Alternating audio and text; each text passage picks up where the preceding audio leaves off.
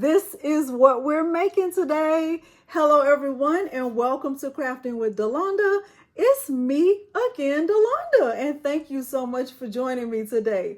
Now, let me go ahead and just say, I started on this tutorial last week and I just had an opportunity to get it finished, and I definitely want to share the process with you.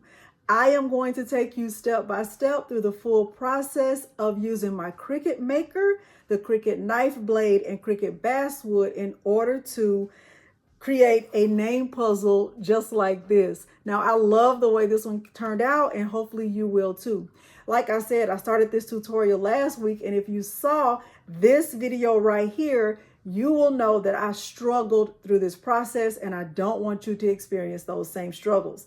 Now, I am going to take you step by step through the process, and hopefully at the end of the video, if you find it helpful, you will remember to like the video, subscribe to my channel, and turn on the bell for notifications, because I do upload new content every single week.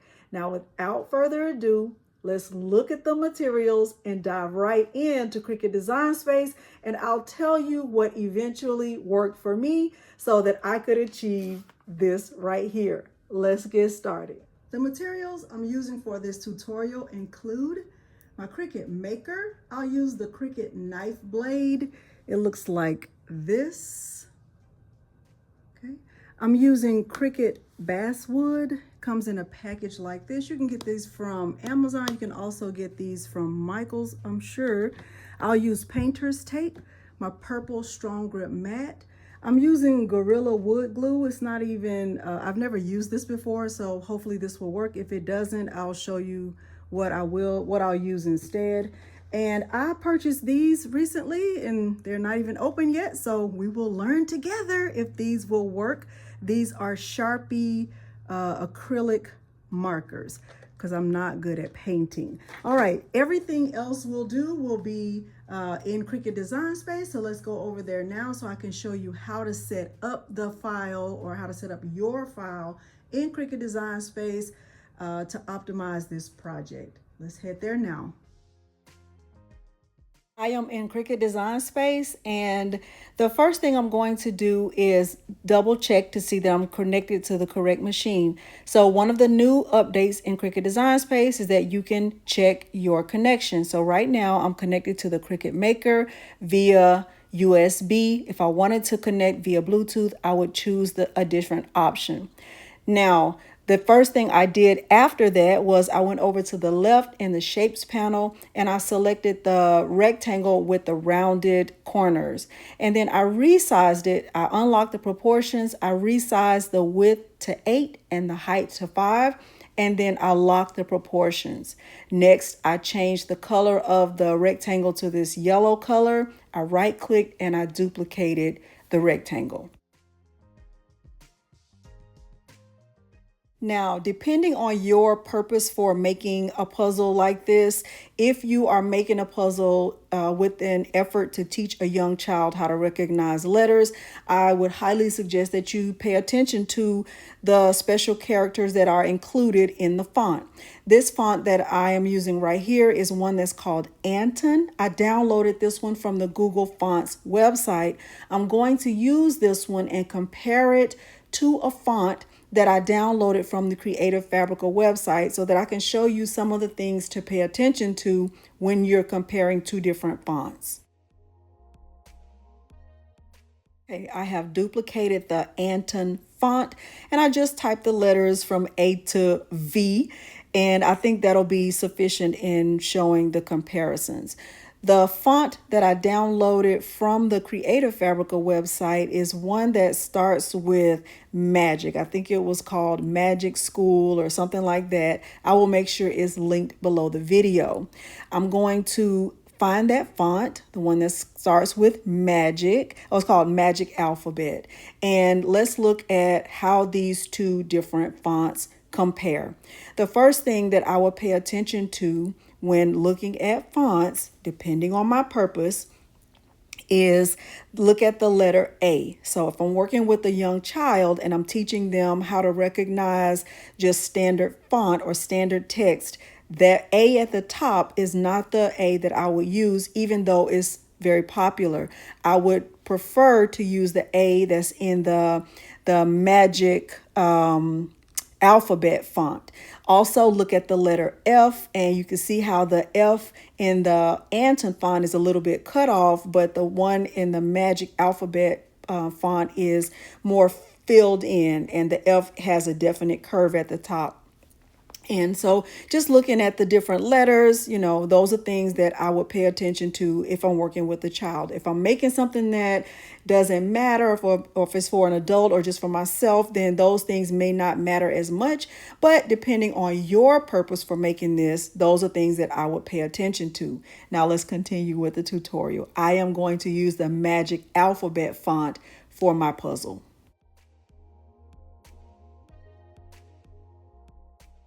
What I'm doing here is typing my name, and what I'm going to do is bring the view up to 75% just so we can see my name and make sure all of the letters look exactly how I want them to look. In addition to typing my name, I'm going to space it out just a little bit. I'm spacing it out to, I think I went to 3/10. And just because I want a little bit of space in between the letters. Now what I want to do is add an offset to my name. And when I add the offset, I don't want any part of the letters in the offset or any of the offset to be connected. I want each letter to be individual, and I also want the offset to be individual letters. I don't want it to be connected. The size that I went with for my offset is 0.15, and that was sufficient. After adding the offset, what I did was I selected my name and the offset together, and I resized it so that it would fit nicely on top of the wood. The next thing I did was I selected my name, the offset, and the wood, and I made sure that it was centered right in the middle of the wood. I just clicked on align and center. What I did after that was I selected the offset and my name, and I knew I wanted to make it a little bit taller so that it would fill up a little bit more of the space that I had available.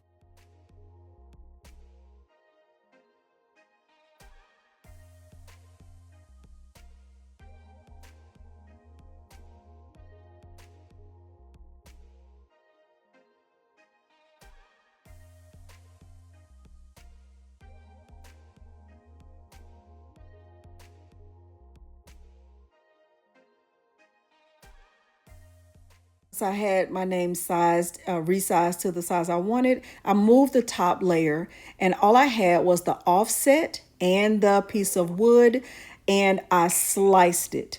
And the reason why I'm going to do that is because this top piece of wood right here is going to be glued to that bottom piece, that bottom layer, and then my name, the individual letters, will fit. I'm going to change the color to red so you can see it. It should fit nicely right in there where the offset would be. And what I did with the letters is I duplicated them because I'm actually going to glue two layers of letters together so that they'll be a little bit thicker once I get ready to create my puzzle. So everything is finished. At this point, you have the option to save. I would suggest you do save yours and then head on to the next screen. Now here, I am going to move all of my layers and make sure that everything is in a vertical position, and then I'll show all of that to you, how I prepare my mat and how all of my settings. I'll do that back on the camera. Okay, we are at an overhead view. I have the wood and I have a purple strong grip mat. I have the wood in a position so that it's not going across the mat, but it's going in the vertical position. So I'm going to tape the wood. I'm going to secure it to the mat as well as I can. I'm using painter's tape and I'm taping close to the edge. I'm getting as close as possible, and I'm making sure that the wood is completely secured and adhered to the mat.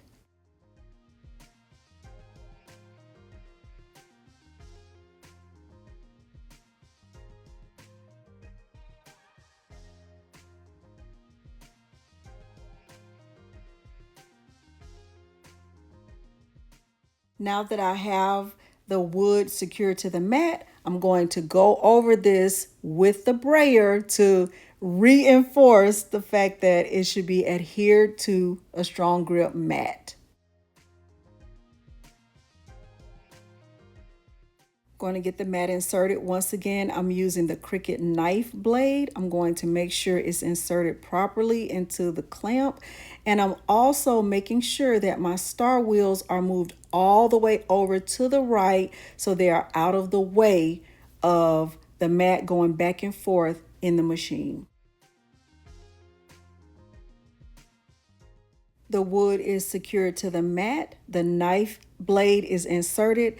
The settings that worked for me to get me to successfully cut the Cricut Basswood was heavy chipboard. So I used the heavy chipboard setting and I just watched it carefully. It actually did not need to go a full 24 passes. I believe it was right at about 10 passes that worked. And I was very grateful because I wasted a lot of wood in this process.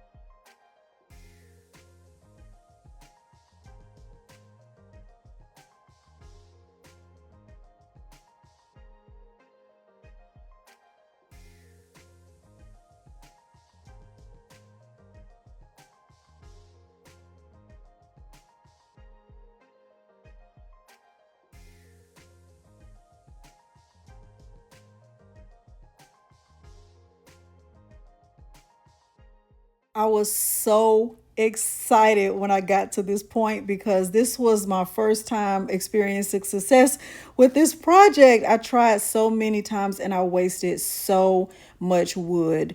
So what I did here is I just punched the letters out carefully, especially in the places where it wasn't a good clean cut. But for the most part, this setting was perfect. I finished with the remaining pieces that needed to be cut, and then it was time to start the gluing and painting, which, if you know me, you know is definitely not my favorite part.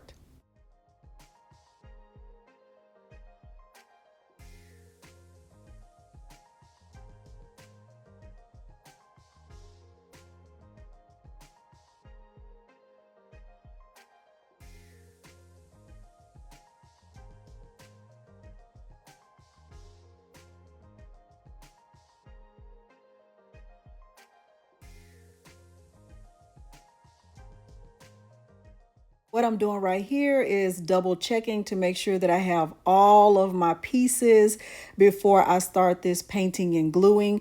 This is Cricut Basswood. It comes in a package that looks like that. Now I'm just going to match up the letters to make sure I have everything before I start.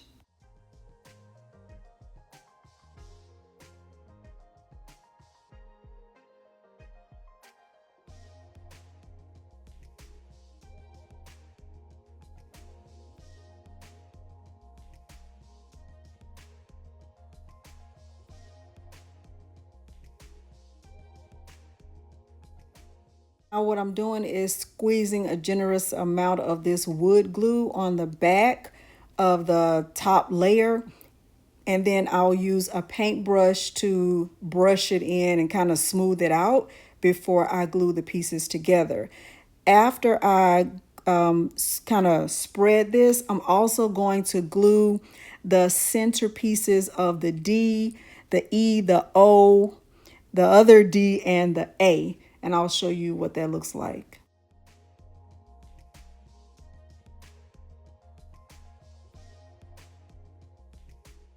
Here I'm gluing down the middle parts of the letters because those will need to stay in place, and the outside part of the letters will be removed because they're just placeholders.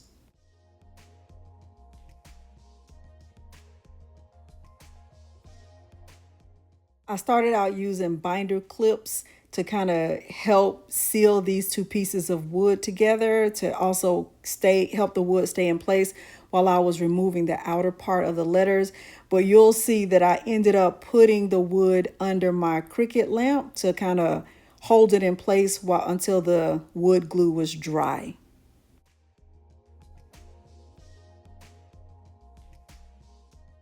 I'm making sure the inside pieces of the letters stay in place while I remove the outside pieces. This will help me to make sure that my puzzle goes in correctly when it's time to put it together.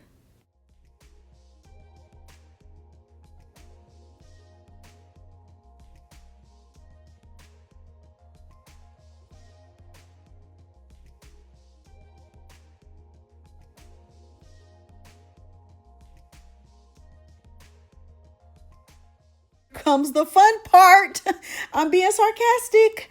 I am thankful for these acrylic markers because I'm not very good at painting, but I've decided to use the colors of the rainbow as close as I can.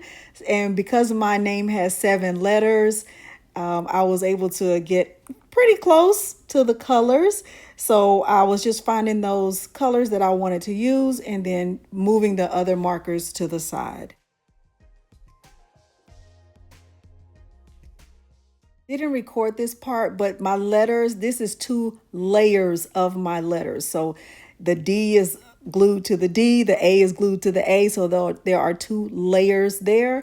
Now I'm going to start to use the acrylic markers and paint each of the letters. I'll start with the capital D. I'm going to paint that one red.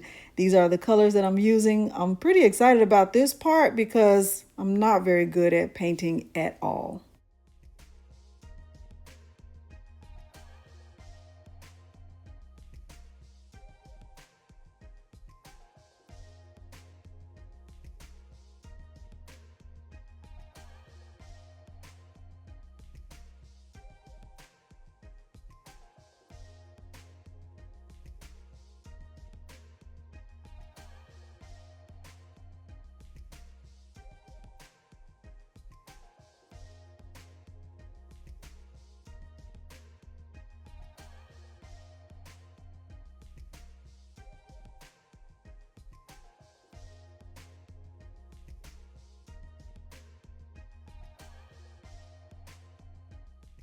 Also decided to paint this wood white just to give it a little bit of color. I'm not very good at this at all. And it's not perfect, but you won't be able to see it by the end. Okay, so this is the front and the back is not very good, but we don't need to see that right now. Let's just double check that the letters fit nicely. They look pretty good. I love the acrylic paint markers. They just really made the whole process so much easier for me because trying to go over these letters with a paintbrush would have been a no. So I'm right now just testing it out, and I'll start to add some color to the white wood and bring it all together. What I notice is that all of the paint I have here on hand is matte, and I did not like the dull look, but I'll show you what I did to resolve that. So because I'm not good at painting, I just decided to add just various colors of polka dots that match the colors that I use for the letters in my name. I'll speed the rest of this part up and I'll show you what I did to resolve the matte paint look.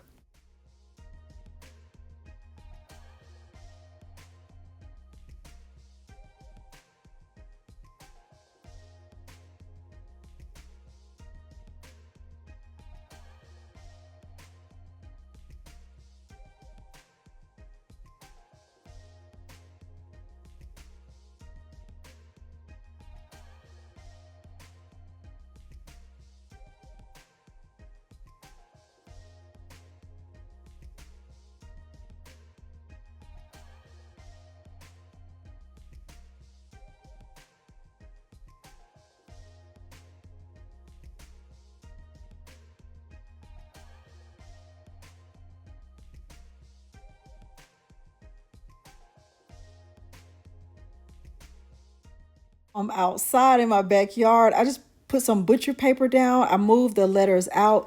And because I don't have any glossy paint, I just decided to use some Krylon Crystal Clear. And it's really not safe to spray it inside. And I just sprayed over the letters and I sprayed over the base of the puzzle. And I let it dry for about 15 minutes. There's the back. It's not really good. It's fine. And once it was dry, I brought it back in so we could get a final look at it. And I just can't even tell you how much I love it. I love it so much. So here is my finished puzzle. I love it so much. Even the back is not bad. It's fine. This is me putting the letters inside. Yes, I still have paint on my nails and on my fingers and on my arms, but it's fine.